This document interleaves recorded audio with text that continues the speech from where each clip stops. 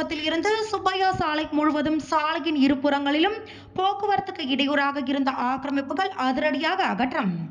முதலமைச்சர் அறிவித்தபடி 18,000 ரூபாய் சம்பளம் வழங்க வேண்டும். கல்வித்துறை அலுவலகம் முன்பு மதிய உணவு சமைப்போர் சங்கத்தினர் கண்டன ஆர்ப்பாட்டம். குடியிருப்பு மத்தியில் இருக்கும் சாராய கடையை அகற்ற கோரி பொதுமக்கள் வீடுகளில் கருப்பு கொடி கட்டி எதிர்ப்பு. அரசு அகற்றவில்லை என்றால் மறியலில் ஈடுபடுவோம் என எச்சரிக்கை. பாண்டிச்சேரி ரவுண்ட் டேபிள் 70 சார்பில் தேர்ந்தெடுக்கப்பட்ட 70 மாணவர்கள் வருடாந்திர கல்வி உதவித்தொகையினை வழங்கினார் முதல்வர் ரங்கசாமி. புதுச்சேரி நகர பகுதியில் போக்குவரத்திற்கு இடையூறாக உள்ள ஆக்கிரமிப்புகள் அகற்றப்பட்டு வருகிறது. அதன்படி புதுச்சேரி பழைய துறைமுகத்திலிருந்து சோனாம்பாளையம் 4 முனை சந்திப்பு வரை சுப்பையா சாலையின் இருபுறங்களிலும் உள்ள கடைகளால் போக்குவரத்து பாதிக்கப்பட்டு விபத்து ஏற்படுவதாக புகார் வந்தது. இதனையடுத்து போக்குவரத்திற்கு இடையூறாக உள்ள அனைத்து கடைகளின் ஆக்கிரமிப்புகளை அகற்ற வேண்டும் என்று பொதுப்பணித்துறை சார்பில் அனைத்து கடை உரிமையாளர்களுக்கும் நோட்டீஸ் வழங்கப்பட்டது. ஆனால் இதுநாள் வரை கடை உரிமையாளர்கள் ஆக்கிரமிப்பை அகற்றவில்லை. இதனையடுத்து பொதுப்பணித்துறை அதிகாரிகள் இன்று ஜேசிபி இயந்திரம் மூலம் போலீசாரின் பலத்த பாதுகாப்புடன் சாலைகளின் இருபுறங்களில் உள்ள ஆக்கிரமிப்புகளை அகற்றினர். இதற்கு ஒரு சில கடை உரிமையாளர்கள் எதிர்ப்பு தெரிவித்து அதிகாரிகள் மற்றும் போலீசாருடன் கடுமையான வாக்குவாதத்தில் ஈடுபட்டதால் சிறிது நேரம் பரபரப்பு நிலவியது. இதனையடுத்து தொடர்ந்து ஆக்கிரமிப்புகள் அகற்றப்பட்டது. மேலும் தொடர்ந்து புதுச்சேரி முழுவதும் சாலைகளின் இருபுறமும் உள்ள ஆக்கிரமிப்புகள் அகற்றப்பட உள்ளது என்றும் தொடர்ந்து போக்குவரத்து இடையூறாக கடைகள் வைத்தால் கடுமையான நடவடிக்கை எடுக்கப்படும் என்றும் எச்சரித்தனர். புதுச்சேரி அரசு பள்ளிகளில் மத்திய உணவு சமைப்போர் சங்கம் சார்பில் கல்வித்துறை அலுவலகம் முன்பு கண்டன ஆர்ப்பாட்டம் நடைபெற்றது. ஆர்ப்பாட்டத்திற்கு சங்க தலைவர் விநாயக முருகன் தலைமை தாங்கினார். செயலாளர் சிவசங்கர் முன்னிலை வகித்தார். கௌரவ தலைவர் ஆனந்தராஜன், அரசு ஊழியர்கள் சம்மேளன கூட்டு இயக்க தலைவர் செல்வம் ஆகியோர், செயலாளர் முருகவேல், பொருளாளர் அருள்தாஸ் உட்பட பலர் கலந்து கொண்டனர். ஆர்ப்பாட்டத்தில் கல்வித்துறையில் 18 முதல் 20 வருடங்களுக்கு மேலாக பணிபுரியும் மதிய உணவு சமைப்போரை பணி நிரந்தரம் செய்ய வேண்டும், முதலமைச்சர் அறிவிப்பின்படி மாத ரூபாய் 18,000 சம்பளம் வழங்க வேண்டும் என்பன போன்ற பல்வேறு கோரிக்கைகள் ஆர்ப்பாட்டத்தில் வலியுறுத்தப்பட்டது. புதுச்சேரி குருமாம்பேட் சிவசக்தி நகர் பகுதியில் 300க்கும் மேற்பட்ட குடியிருப்பு வீடுகள் உள்ளது. குடியிருப்பு மத்தியில் தனியாருக்கு சொந்தமான சாராய கடையும் உள்ளது. இதனால் பொதுமக்கள் மற்றும் குழந்தைகள் கடும் சிரமத்திற்கு உள்ளாகி வருகின்றனர். சாராய கடைக்கு குடிக்க வரும் நபர்கள் குடித்துவிட்டு இங்கு இருக்கும் வீதிகளில் துணிகள் இன்றி படுத்து தூங்குவதாகவும், அதேபோல் இரவு நேரங்களில் குடியிருப்பு வாசிகளை கதவுகளை தட்டி எழுப்பி தங்களுக்கு உணவு, தண்ணீர் கொடுக்க வேண்டும் என தொந்தரவு கொடுத்து வருவதாக பொதுமக்கள் குற்றம் சாட்டுகின்றனர். இதனால் கடந்த 3 வருடங்களாக முதலமைச்சர், தலைமை செயலர், மாவட்ட ஆட்சியரிடம் தொடர்ந்து மனுக்களை கொடுத்து வந்துள்ளனர். ஆனால் இதன் மீது எந்த ஒரு நடவடிக்கையும் எடுக்காமல் இருந்து வந்ததால் தற்பொழுது நாளை சாராய கடைகளான ஏலம் விடப்பட உள்ளது. இதனை முன்னிட்டு குடியிருப்பு வாசிகள் தொடர்ந்து முதலமைச்சர், அமைச்சர், தலைமை செயலகம் மீண்டும் மனுக்கள் கொடுத்துள்ளனர். இதனிடையே சாராய கடை அப்புறப்படுத்த வேண்டும் என்றும், நாளை நடைபெறும் ஏலத்தில் இந்த பகுதியில் இருக்கும் சாராய கடை ஏலத்திற்கு எடுத்துக்கொள்ளக்கூடாது என வலியுறுத்தி 300க்கும் மேற்பட்ட வீடுகளில் அங்கு வசிக்கும் மக்கள் கருப்பு கொடிகளை கட்டி தங்கள் எதிர்ப்பை தெரிவித்து வருகின்றனர். அப்படி தங்கள் கோரிக்கையை ஏற்று நடவடிக்கை எடுக்கவில்லை என்றால் நாளை மிகப்பெரிய சாலை மறியல் போராட்டம் நடத்தப்படும் என தெரிவித்தனர்.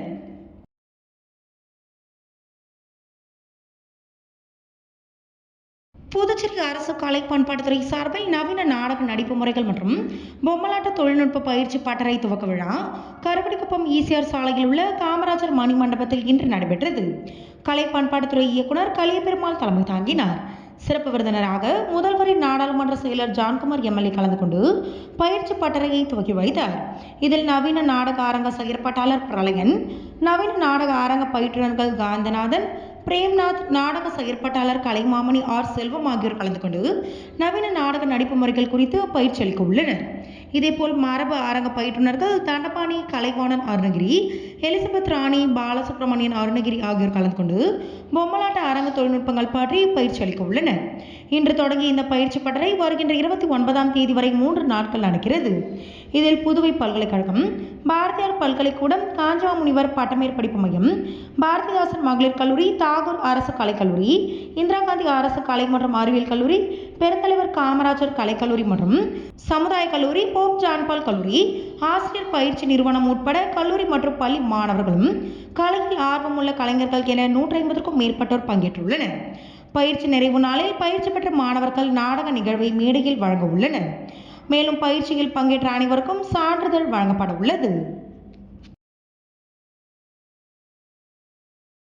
பிஜேபி மோடி அரசால் இடபிள்யூஎஸ் எனப்படும் பொருளாதார ரீதியாக பின்தங்கிய உயர் சாதி சமூகத்தினருக்காக 10% இடஒதுக்கீடு சட்டம் கொண்டுவரப்பட்டது.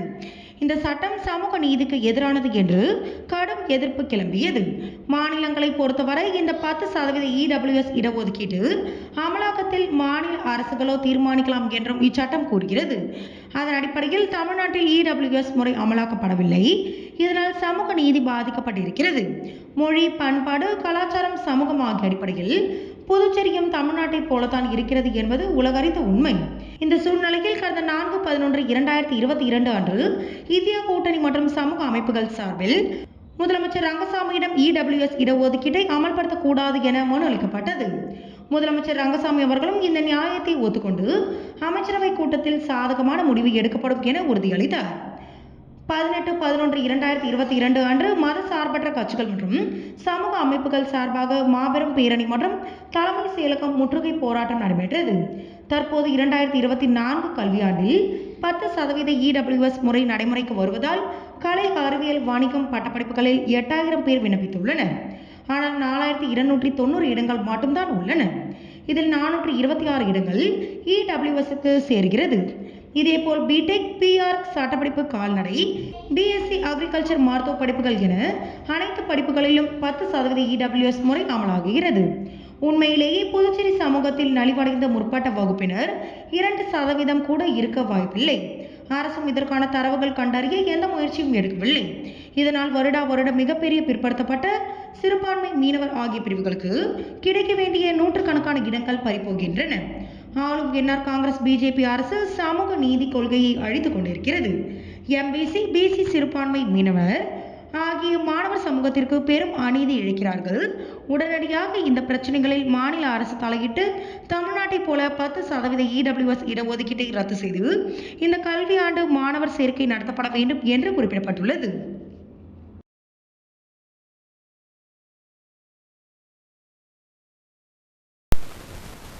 புதுச்சேரி மாநிலம் முதலியார்பேட்டை சட்டமன்ற தொகுதி பாஜக தொகுதி பொறுப்பாளர், சமூக சேவகர், முன்னாள் நகரமன்ற உறுப்பினர் சத்யராஜ் பிறந்தநாளில் தொடர்ந்து 5ஆம் நாளில் முதலியார்பேட்டை விடுதலை நகர், பாரதமில் பகுதி, பிராமினால் வீதி, வெள்ளாளர் வீதி, கடலூர் சாலை, நீரோடை வீதி ஆகிய பகுதியில் பொதுமக்களுக்கு நலத்திட்ட உதவிகள் வழங்கும் விழா கடலூர் சாலையில் அமைந்துள்ள ஸ்ரீ வரதராஜ பெருமாள் கோவிலில் நடைபெற்றது.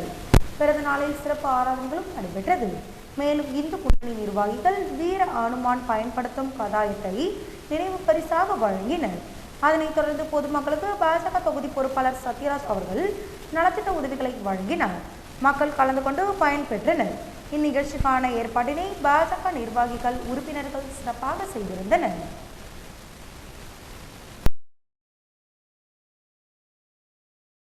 பாண்டிச்சேரி ரவுண்ட் டேபிள் 70 சார்பில் தேர்ந்தெடுக்கப்பட்ட 70 மாணவர்கள் வருடாந்திர கல்வி உதவி தொகையினை வழங்கினார் முதல்வர் ரங்கசாமி. பாண்டிச்சேரி ரவுண்ட் டேபிள் 70 விருக்ஷம் திட்டத்தின் கீழ் 70 மாணவர்களுக்கு கல்வி உதவித்தொகை வழங்கும் நிகழ்ச்சி முதலியார்பேட்டை சுகன்யா கன்வென்ஷன் சென்டரில் நேற்று நடைபெற்றது. புதுச்சேரி ரவுண்ட் டேபிள் 70 சார்பில் பல்வேறு சமூக பணிகள் மற்றும் சேவைகள் செய்து வருகிறது. அதன் ஒரு பகுதியாக பெற்றோர்கள் இழந்த பிள்ளைகள், தந்தை அல்லது தாய் யாராவது ஒருவரை இழந்த பிள்ளைகள், மிகவும் வறுமை கோட்டிற்கீழ் வாழும் பிள்ளைகள் என 70 மாணவர்களை தேர்வு செய்து அவர்களுக்கு வருடாந்திர தேவையான கல்வி உபகரணங்கள் உள்ளிட்ட அனைத்து செலவுகளையும் பாண்டிச்சேரி ரவுண்ட் டேபிள் 70 விருக்ஷம் திட்டத்தின் மூலம் செலுத்தப்படும் என்பது குறிப்பிடத்தக்கது. இதற்கான முதல் தவணை தொகையாக ரூபாய் 10,000 வழங்கும் நிகழ்ச்சி முதலியார்பேட்டை சுகன்யா கன்வென்ஷன் சென்டரில் நேற்று நடைபெற்றது. விழாவிற்கு பாண்டிச்சேரி ரவுண்ட் டேபிள் 70 தலைவர் சரவணன் தலைமை தாங்கினார். செயலாளர் அசோக், பொருளாளர் சதீஷ்குமார் ஆகியோர் முன்னிலை வகித்தார். சிறப்பு அழைப்பாளராக முதல்வர் ரங்கசாமி கலந்து கொண்டு 70 மாணவர்களுக்கு முதல் தவணை தொகையாக ரூபாய் 10,000ற்கான காசோலையை வழங்கினார்.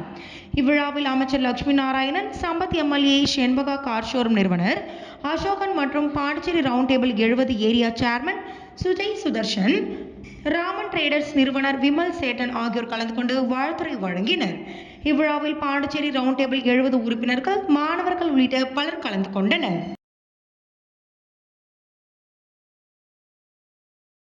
புதுச்சேரி அரசு கூட்டுறவுத்துறையின் வழிகாட்டுதலின்படி மாநில கூட்டுறவு ஒன்றியத்தின் ஒரு அங்கமான புதுச்சேரி கூட்டுறவு மேலாண்மை நிலையத்தில் கூட்டுறவு மேலாண்மை பட்டய பயிற்சி, நகை மதிப்பீடும் அதன் தொழில்நுட்பங்கள், கணினி பயன்பாடு, ஆபீஸ் ஆட்டோமேஷன், கணினி அடிப்படை சான்றிதழ் பயிற்சி, கூட்டுறவு சங்கங்களில் பணிபுரியும் சங்க ஊழியர்களுக்கு குறுகிய கால கூட்டுறவு சான்றிதழ் பயிற்சி, டெய்லி பிரேம் பயன்படுத்தி கணக்கு வைப்பு முறையில் கணினியின் பங்கு உள்ளிட்ட பல்வேறு பயிற்சி வகுப்புகளை நடத்தி வருகிறது.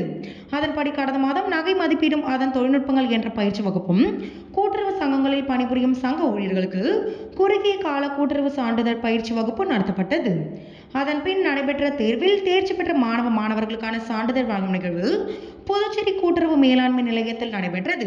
இதில் புதுச்சேரி மாநில கூட்டுறவு ஒன்றிய நிர்வாகியும் துணை பதிவாளருமான சாரங்கபாணி சிறப்புரையாற்றினார். மேலாண் இயக்குநரும் கூட்டுறவு முதுநிலை ஆய்வாளருமான மாறன் வாழ்த்துரை வழங்கினார். முதுநிலை கணினி விரிவாளரும் சிறப்பு அதிகாரி மற்றும் ஒருங்கிணைப்பாளருமான ரங்கநாதன் வரவேற்புரை நிகழ்த்தினார். கணினி விரிவுரையாளர் ரமேஷ்குமார் நன்றி உரையாற்றினார். இதில் சிறப்பு விருந்தினராக புதுச்சேரி கூட்டுறவு சங்கங்கள் பதிவாளர் யஷ்வந்தையா கலந்து கொண்டு நகை மதிப்பீடும் அதன் தொழில்நுட்பங்கள் வகுப்பில் பயிற்சி பெற்று தேர்ச்சி பெற்ற 44 மாணவர்களுக்கும், கூட்டுறவு சங்கங்களில் பணிபுரியும் சங்க ஊழியர்களுக்குமான குறுகிய கால கூட்டுறவு சான்றிதழ் பயிற்சி வகுப்பில் பயிற்சி பெற்ற தேர்ச்சி அடைந்த 23 மாணவர்களுக்கும் சான்றிதழ்களை வழங்கி பாராட்டினார். இதில் பயிற்சி அளித்த விரிவுரையாளர்கள் மற்றும் கூட்டுறவு மேலாண்மை நிலையத்தின் நிர்வாகிகள், ஊழியர்கள் என பலர் கலந்து கொண்டனர். புதுச்சேரி தட்டாஞ்சாவடியில் உள்ள MSME அலுவலகத்தில் சர்வதேச சிறு குறு தொழில் தின விழா நடைபெற்றது.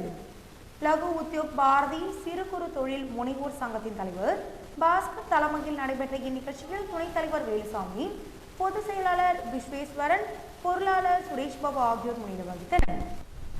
இந்த விழாவில் NSIC, MSME, DIC, சிட்பி ஆகிய நிறுவனங்களின் உயர் அதிகாரிகள் பங்கேற்று MSME நிறுவனங்களுக்கு அந்த துறை சார்ந்த வசதிகளையும் அரசு திட்டங்களையும் விளக்கி கூறினர். இந்த நிகழ்ச்சியில் MSME தொழிலதிபர்கள் சுமார் 50 பேருக்கு மேல் பங்கேற்று விழாவை சிறப்பித்தனர்.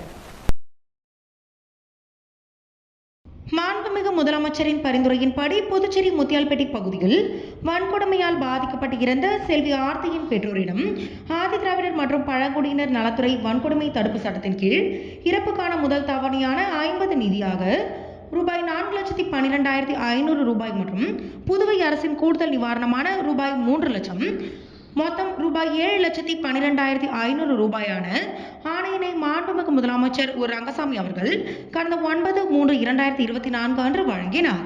இது தவிர ஆதிதிராவிடர் நலம் மற்றும் பழங்குடியினர் நலத்துறை சார்பில் எதிர்பாராத விபத்தில் இறக்கும் குடும்பத்தினருக்கு இழப்பீடு வழங்கும் திட்டத்தின் கீழ் ரூபாய் 10 லட்சம் இழப்பீட்டு தொகையாக மாண்புமிகு முதலமைச்சர் ரங்கசாமி அவர்கள் ஆர்த்தியின் பெற்றோரிடம் கடந்த 11/6/2024 அன்று வழங்கினார். மேலும் மாண்புமிகு முதலமைச்சர் அவர்கள் ஏற்கனவே அறிவித்தபடி முதலமைச்சர் நிவாரண நிதியிலிருந்து ரூபாய் 20 லட்சத்திற்கான காசோலையினை செல்வி ஆர்த்தியின் பெற்றோரிடம் இன்று வழங்கினார். இந்நிகழ்ச்சியின் போது சட்டமன்ற உறுப்பினர் திரு ஜோ பிரகாஷ்குமார் அவர்கள் உடனிருந்தனர். சித்துக்குடியில் உள்ள அரசு தொடக்க பள்ளியில் brushing day body health and hygiene என்ற தலைப்பில் LKG, UKG மாணவர்களுக்கு பல்வேறு நிகழ்ச்சிகள் நடத்தப்பட்டன. இந்நிகழ்ச்சியில் டாக்டர் திருமதி ரெமோனா அவர்கள் பற்களின் பாதுகாப்பு பற்றி விழிப்புணர்வு வழங்கி சிறப்பித்தார். இந்நிகழ்ச்சியில் மாணவர்களுக்கு paste, brush, soap, nail cut, hand wash போன்ற அத்தியாவசிய பொருட்கள் வழங்கப்பட்டது. இந்நிகழ்ச்சியினை பள்ளி தலைமை ஆசிரியர் திருமதி உமாதேவி தலைமுறையாற்றினார். மேலும் பள்ளி ஆசிரியர்கள் ரமேஷ், மோகனாம்பாள், பிரியா, பானுமதி என்கிற முத்துலட்சுமி ஆகியோர் விழாவிற்கான ஏற்பாடுகளை சிறப்பாக செய்திருந்தனர். இறுதியில் ஆசிரியர் மோகனாம்பாள் நன்றி உரையாற்றினார். இதில் ஏராளமான பள்ளி மாணவிகள் கலந்து கொண்டு பயன்பெற்றனர். புதுச்சேரி தாகூர் கலைக்கல்லூரி முதல்வராக சசிகாந்த தாஸ் பொறுப்பேற்றவுடன் கல்லூரிக்கு பல்வேறு வளர்ச்சிப் பணிகளை செய்து வருகிறார். உள்கட்டமைப்பு வசதி, மாணவர்களுக்காக சுத்தமான குடிநீர், சுத்தமான காற்று உள்ளிட்ட பல்வேறு மேம்பாட்டு வசதிகளையும் செய்து வருகிறார். மேலும் இந்த கல்லூரி வளாகத்தில் முயல், கோழி, வாத்து உள்ளிட்ட பறவைகள் வளர்க்கப்படுகிறது. அது மட்டுமல்லாமல் கற்பூரவள்ளி, கருந்துளசி, கீழநெல்லி, புன்னை மரம், நாகலிங்கம், தூங்குமூஞ்சி, கருவேலம், மாலைவேம்பு உள்ளிட்ட பல்வேறு மூலிகை மரங்களும் மூலிகை செடிகளும் வளர்க்கப்பட்டு பசுமை நிறைந்து ரம்யமாக காட்சியளிக்கும். இந்த பசுமை மூலிகை மரங்களை புதுச்சேரிக்கு வரும் பல்வேறு சுற்றுலா பயணிகளும் இந்த கல்லூரிக்கு வருகை புரிந்து பார்த்து வருகின்றனர். இங்குள்ள செடிகள் மற்றும் மரங்களில் QR கோட் மூலம் ஸ்கேன் செய்தால் ஒவ்வொரு தாவரங்களின் பயன்பாடுகளும் அதன் மருத்துவ குணங்கள் பற்றி தெரிந்து கொள்ளும் வகையில் அமைக்கப்பட்டுள்ளது. இந்த வகையில் தாகூர் கலைக்கல்லூரியில் உள்ள மூலிகை மரங்களை புதுச்சேரி தில்லையாடி வள்ளியம்மை பள்ளியை சேர்ந்த மாணவ மாணவர்கள் சுமார் 175 பேர் இன்று கல்லூரிகளில் உள்ள மரங்களை சுற்றி பார்த்து மூலிகை மரங்களில் பயன்பாடுகள் மற்றும் அவர்களின் மருத்துவ குணங்கள் தெரிந்து கொண்டனர். மேலும் கல்லூரியில் வளர்க்கப்படும் காளான்கள் குறித்தும் கல்லூரி முதல்வர் சசிகாந்ததாஸ் மாணவர்களுக்கு விளக்கமாக எடுத்து கூறினார். மேலும் ஒவ்வொரு தாவரங்களின் பயன்பாடுகள் மற்றும் மருத்துவ குணங்கள் பற்றியும் மாணவர்கள் தெரிந்து கொண்டனர். இது குறித்து மாணவர்கள் கூறும்போது, இது போன்ற ஒரு கல்லூரி புதுச்சேரியில் இருக்குமா என்று தற்போதுதான் தெரிந்து கொள்வதாகவும், இங்கு உள்ள மரங்கள் மற்றும் மூலிகை செடிகள் பார்க்கும்போது தனக்கு இது போன்ற உருவாக்க வேண்டும் என்று ஒரு ஆசை ஏற்பட்டுள்ளதாக தெரிவித்தனர்.